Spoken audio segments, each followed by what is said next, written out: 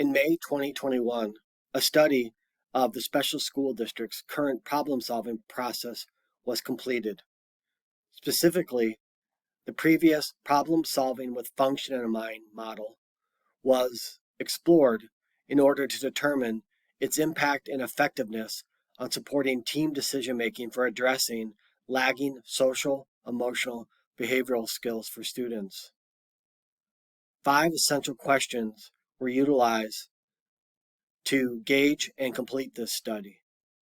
Number 1, what components of the problem-solving process are most important? What's not? Number 2, what might be getting in the way of student success and also team success in addressing the lagging skills that students are having difficulty meeting? Number 3, where might there be drift in the process and a lack of connection to the work being done in schools to successfully help students meet desired outcomes? Number 4, which key components are most often absent in the problem-solving process to address specific student needs? And number 5, how might the problem-solving process be improved to reduce and eliminate jargon? There were 2 key findings, as you can note.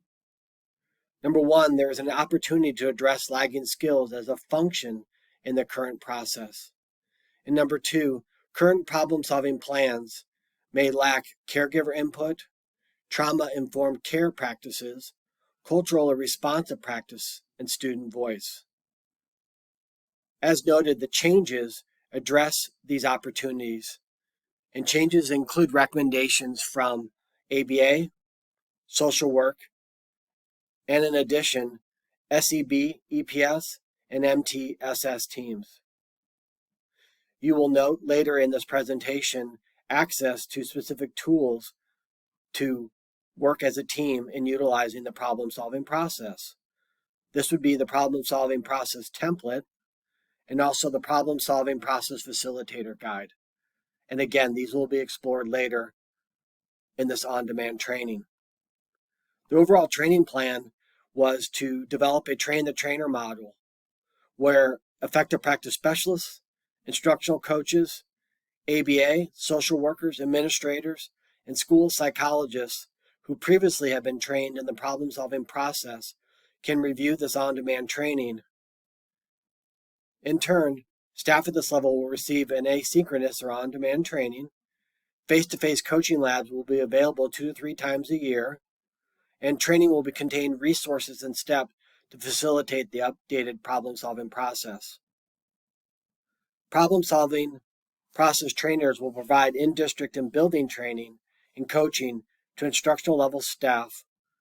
This includes classroom teachers, related service providers, general education staff, etc.